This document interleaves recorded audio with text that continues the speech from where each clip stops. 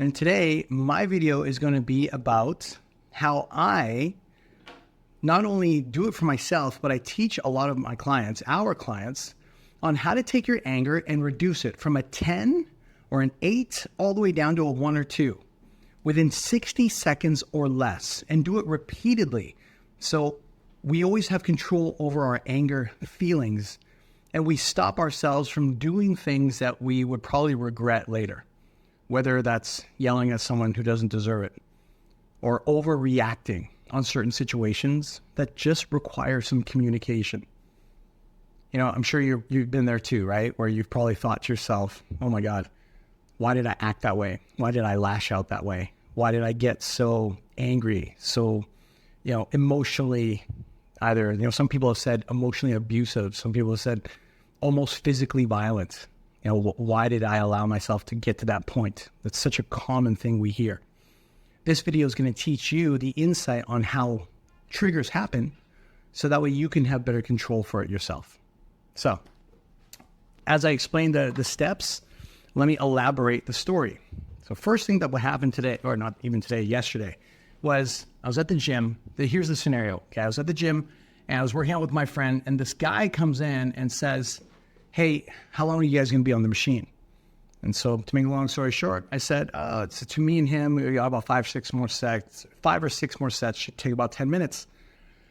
And workout sets. And Helen's laughing at me because she probably thought I said something else. So maybe I did, who knows? So the guy looks at us and he goes, oh, okay. And then he rambles along like, you guys have been here for so long. I've already done 4 sets. And while I was doing my 4 sets, I saw you guys talking. I've been looking over here, watching you guys. I'm like, who is this guy? The gym police? Like, what's going on here? And in my head, I'm trying to be polite, but I can feel myself getting a little upset. And so I'm politely trying to tell the guy, like, hey, look, there's 2 of us. We're chatting, yeah, but we're here for just 10 more minutes. 10 minutes on one machine is pretty standard. And I don't know which gyms you guys go to, but for us, the average time on one station is 20 minutes. So whether there's 1 of you or 2 of you or 3 of you, respectfully, 20 minutes is about the average time you spend on one station, so you don't hog it and other people can come in and use it after you, right? So we were probably there for already maybe 7 or 8 minutes. Wasn't long. But the guy just kept going. And I could feel my anger coming up. So all I did is I did these steps I'm about to outline to you, and instead of yelling at the guy, which really, he deserved, in my opinion, he deserved it. And number 2, instead of taking that route and then regretting it later, essentially what I did is I took these steps and I felt it, okay? Like I literally felt my anger go from like a 1 to like an 8. And then I had to reduce it back down to like a 1 or 2. So here's how I did it. Number 1, anytime we get, probably helps to have a felt pen that works. Anytime that we get angry, like now, you're going to notice that pens don't work. Felt pen number 3. I got this, people. I got this. Okay, there we go. Look at that. Anytime we get angry, the first thing that we have to do, if your goal is to control the anger, is to notice your body. Notice your posture, or what we call in NLP terms is your physiology. Okay, I'm just going to write body position, body posture, because it's just easier to remember. But essentially, it's your physiology. Now, why that's important is because all of us have a physiology for each given emotion. For example, if I told you that there was a guy next to me and he was standing there and his face was frowning, his eyes were drooped, his head was down looking on the ground, and his shoulders were slumped. If I asked you, take a wild guess at what you think that person might be feeling. Well, there's a good chance of that person that you would probably say, well, he's either depressed or sad, or he's going through some sort of heavy emotion. Well, guess what? You're probably right, because universally, most human beings will take on that physiology unless they're trying to hide their emotions Or on the rarity, they're just mentally wired up differently. But the vast majority of people, that's their action. They'll slump, they'll look down, their head will look heavy, they'll frown, their lips will go down, their eyes will look down. It's a universal signal that makes us realize, okay, that person's going through a feeling that's negative, probably sad or depression. Well, the same thing also goes for anger. So for me, what I've noticed is that when I get angry, my hands tend to go to my side. My shoulders tend to come out a little bit more. I tend to get a little more zoned in, like tunnel vision. And my head comes a little bit more forward. That's my version of an anger physiology. So to counteract the physiology of anger, what I did is when I started feeling that feeling of just, I'm getting angry at this guy. Instead, what I did is this. I was standing next to the machine, put my hand in the machine, and I just leaned into it. Kind of like if I put my hands in my pocket and I just lean to the side, okay? So what does that mean?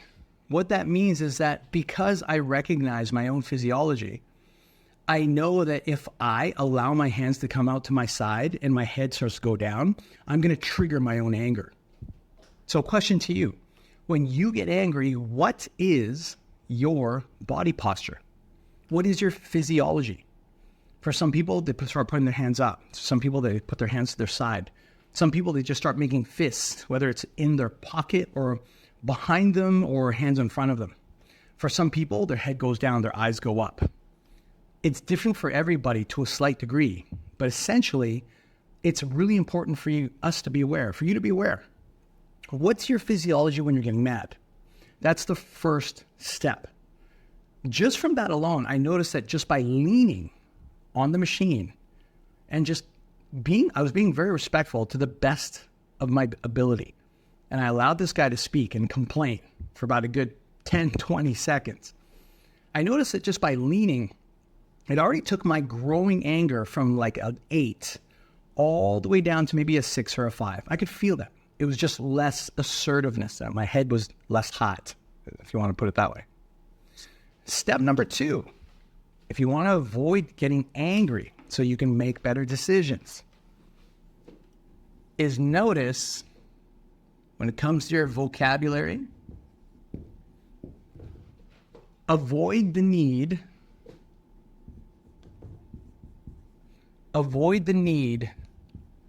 to be right, or avoid the need to justify. Now, here's what I mean. When this individual was complaining that we're at the machine for too long, his argument to us was, well, you guys have been here for over 10 minutes already. And now you're going to stay here, you're going to be here for another 10 minutes, even though there's 2 of you, even though that makes sense, right? I could have easily said to him, hey, look, there's 2 of us. Of course, we're going to take 10 minutes each. It's 10 minutes each. We're going to be here for 20 minutes. Of course, we're talking. There's going to be 2 of us. Why shouldn't we talk? Like, what am I doing in that moment? What I'm doing is I'm justifying, if I was to do that, which I did not. If I was in that position to say those words, I would have been justifying the reasons why I was right. Like, you're right for complaining. You think we've been here too long. I'm right for complaining about your complaint because we're not here too long.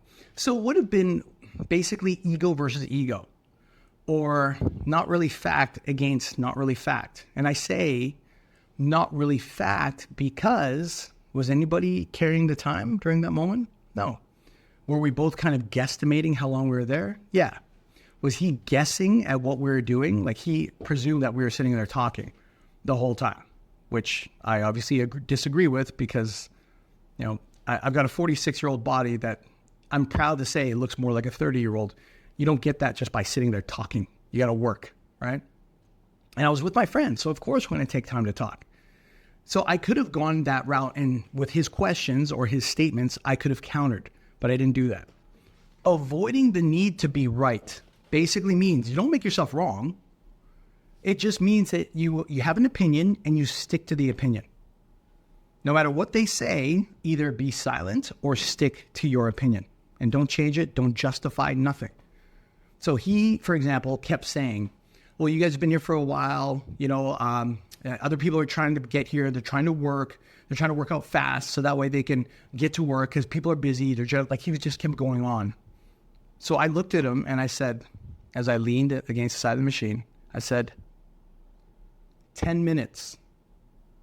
No, but we got to, I have to get on here and I got to 10 minutes. And I stared at him. And as he continued to complain, and I continued to say calmly, 10 minutes. Instantly, what that did within about, I don't know, I'm guessing here, 20, 30 seconds, is it started to deflate his own anger.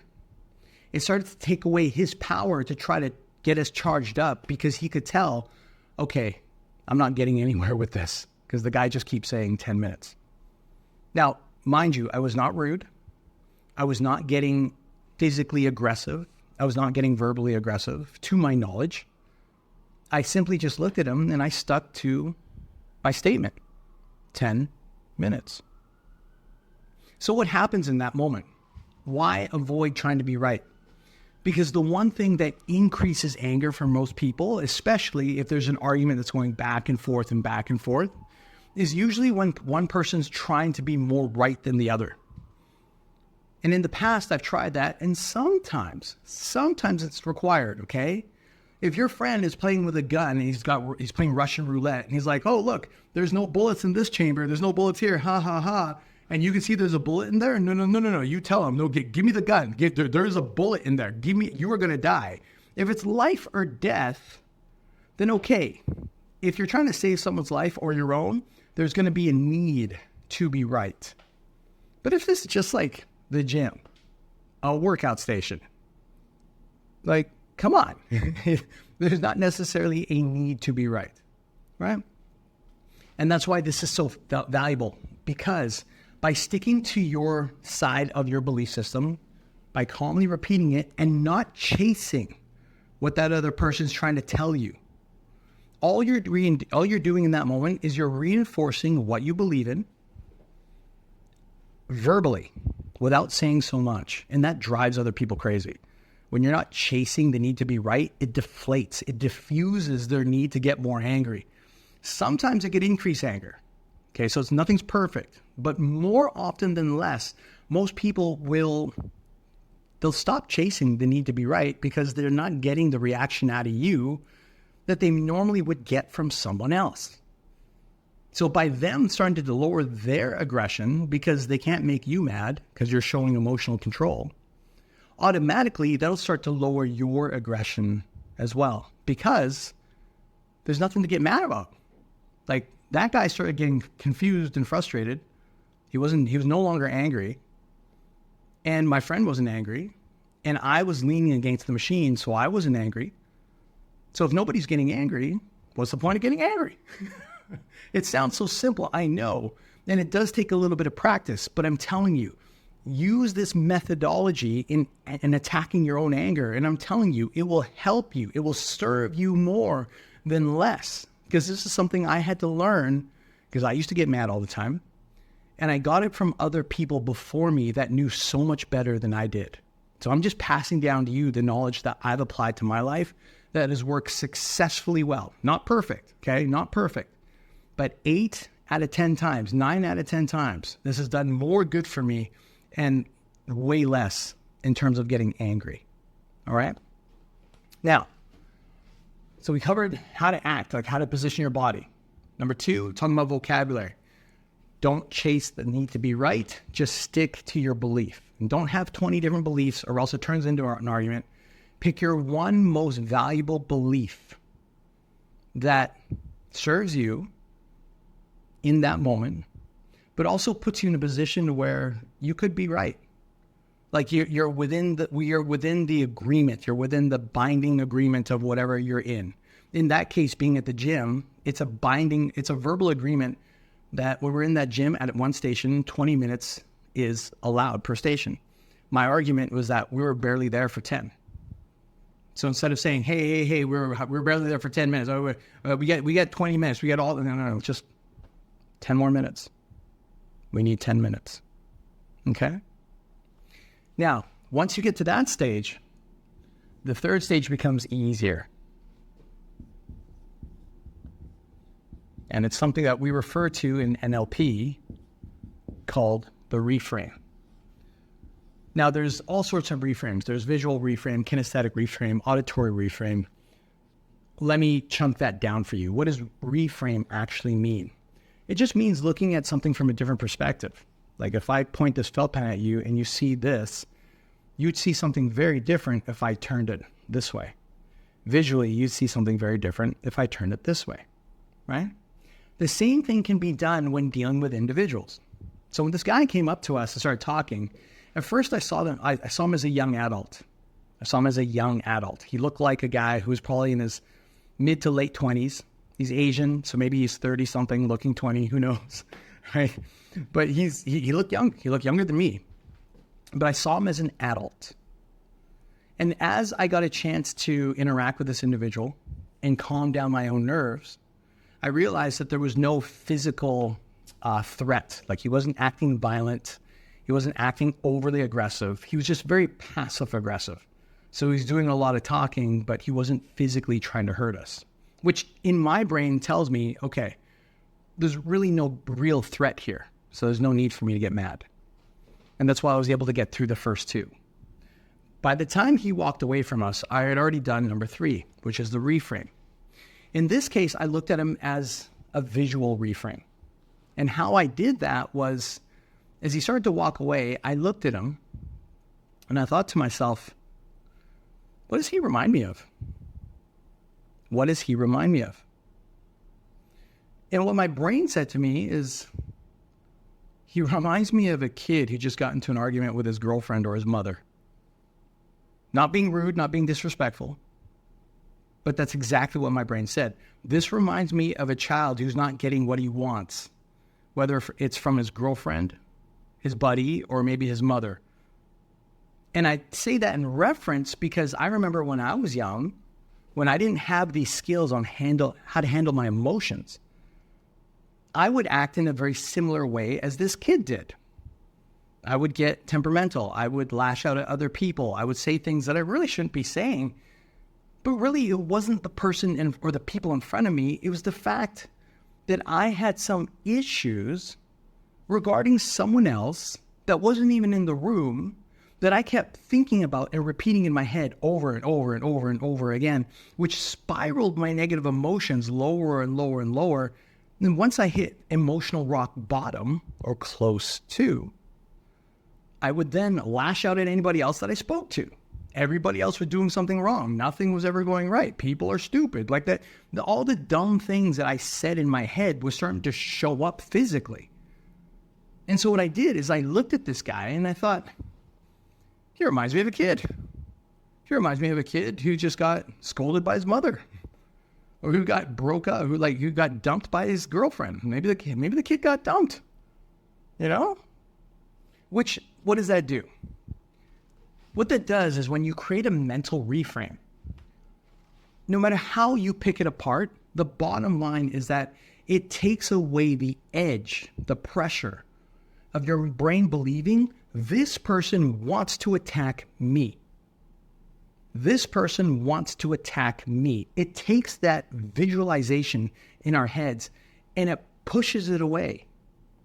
And instead of looking at us as the cause of that person's pain, it gives us some real insight on what might actually be happening to them. Now, that's super important too, because if we take everything personally, if every single person we meet that gives us negative feedback, we believe, oh, they're trying to attack us, they're trying to hurt us, they're trying to do something to us. Well, guess what? It becomes very hard to live life. It becomes very hard to build relationships, friendships, businesses, partnerships, because humans are humans. At the end of the day, humans are going to argue. They're going to disagree with each other. You know, how many people in your life do you love, do you appreciate, do you value that at one point or another, or on several occasions, you've had disagreements with? You're probably nodding at me right now going, yeah, you know, this guy's kind of right. Yeah, I know what he's talking about. Exactly. We all go through it. Sometimes it could be their fault. Sometimes it could be our fault. But the bottom line is, if we always look at people like they're trying to harm us, Our physiology, our nervous system is designed not for happiness, but for survival.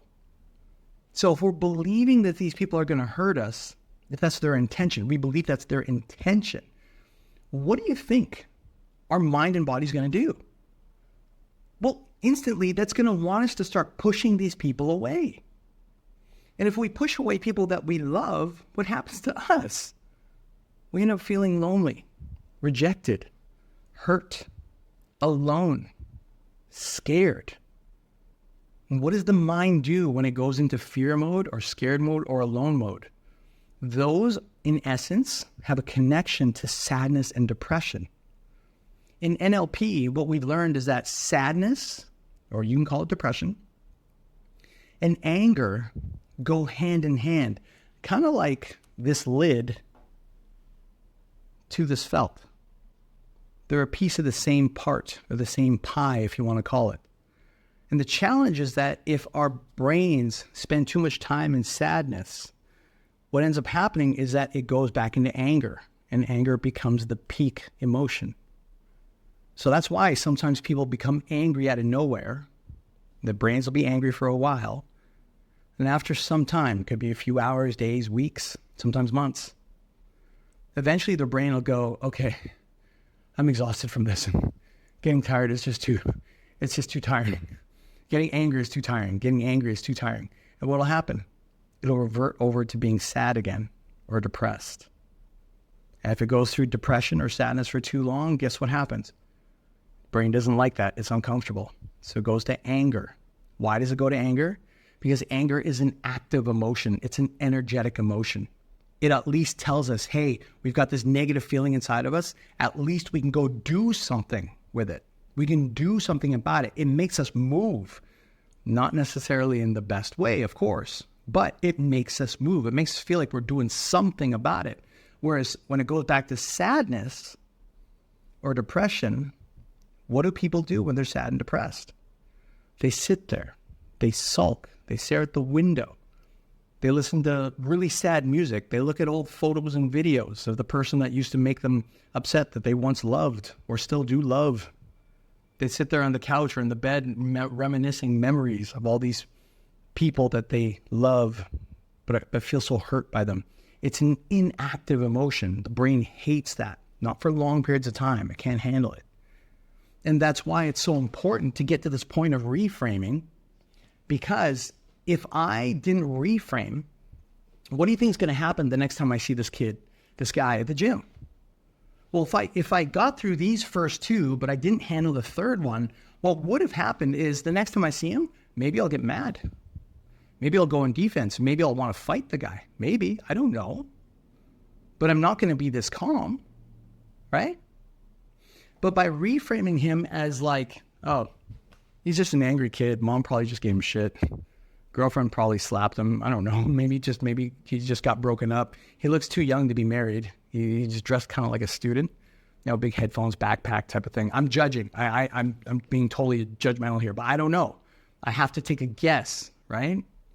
But by looking at him as a student, as a kid that got scolded by his mom, as a single guy that just got broken up by his girlfriend, well, what do you think that does to my physiology? It makes me feel sad for the guy. It makes me feel a little empathy. So the next time I see him at the gym, I may not talk to him. I might avoid him. Probably. I'm not going to want to be buddies with the guy, but am I going to want to rip his head off the next time I see him at the gym? No. He just becomes a guy in my mind, unless something else happens. He just becomes a guy in my mind who I see at the gym, and I can accept the fact that he's there, but he's got nothing to do with me. So essentially, what does that do? What that does is it reserves my energy, because if we don't reserve our energy, here's what happens. Okay, if this is me, and this is the person who I had to deal with, if there's an anger to my thoughts about him, if there's a sadness, if there's any type of negative emotions, what did I just do? What I just did without meaning to, and people do this all the time, is we create an emotional attachment, a bond. It's a negative one, but it's a bond. It's a negative. This is plus, this is negative. a negative attachment or association to that person. Meaning that as long as like if I didn't do this and I just saw him as like someone who's trying to threaten me, if I create that connection, who's got control? Who's got control over who? You tell me. Is it me? Or is it the gym dude? Well, if you said the gym dude, you're absolutely right. In that moment, I would have given up all my emotional power and I would have given it all to this guy. Why? Like, how can I say that? Well, because the next time I see him, all he has to do is maybe look at me. And if I didn't do all this, maybe I'll get mad. Next time he says something that's rude or that's a little passive aggressive, I might get mad at the moment, plus be re-mad about the last visit. So again, he's got control over me. Even if I tell myself, no, don't get mad, no, just chill, man, just chill. If I'm telling myself that in my head, but I didn't do this reframe, I didn't do these pieces, what that does is that it cuts the emotional tie. It leaves me at neutral. So I reserve my energy for myself, and he's got his energy for himself. But if I didn't do this, in a nutshell, all it would have took was for him to look at me the wrong way, say the wrong thing, or even just be in the room. And instantly, my brain would go off to fight or flight. That's pretty much the way I lived most of my life, all the way until my, mid to late 30s, really. So I'm not just telling you this based on here's what you can do. I'm telling you this based on what I've had to learn to do for myself, which now I pass on to the clients, to the members, to the people who I serve. Even in my own family, even my friends, when they're in a rut, this is the approach I walk them through. And I'm telling you from personal experience, this is life-changing when you've mastered it. When you learn to control your own emotions, which again is not perfect. We're not looking for 100% perfect here, but we're looking for 80%, 90%, 70% improvement. When you can be that person who by majority controls their own emotions, life becomes so incredible. Because no matter what happens on the outside, if you can't count on the environment always being great, if you can't count on the people always being wonderful, or the situations always being positive, the one thing you can count on is you being the best of you and having maintained your own emotional stability, which makes you very untouchable or hard to break, especially in environments where everyone else is falling apart, when everybody else is losing their mind, when everyone else is regretting on how they acted in that given moment. You, my friend, do not have to live through that regret. So in closing, these are the main 3 steps that you can take. If you have specific questions on how to do this further, we have a whole chapter. We've got a whole library and live events where we actually teach this in a lot more detail. And if that's something that you want to get access to, let us know, shoot us a comment here, or just private message us, let us know, and we're happy to share that detail with you today. But I hope this helps in terms of learning to control your negative emotion, your anger, or whatever it is that you're feeling. And I hope, Helen and I hope, that you can take this and not just watch it, but actually take this, learn it a little bit more, and start applying it to your own life. And as you do, come back, tell us how this has served you, how it's helped you, how it's helped make your life better. Because we would really like to know, because it really gives us good insight on what to share next to help make your life better today. I hope that's been helpful to you. Have yourself a great morning, great day, great afternoon, whenever you're watching this. Helen and I always appreciate you taking the time to watch. And we're excited, again, to not only share this with you, but more in the coming weeks. So have a great weekend, and we'll see you on the next live call.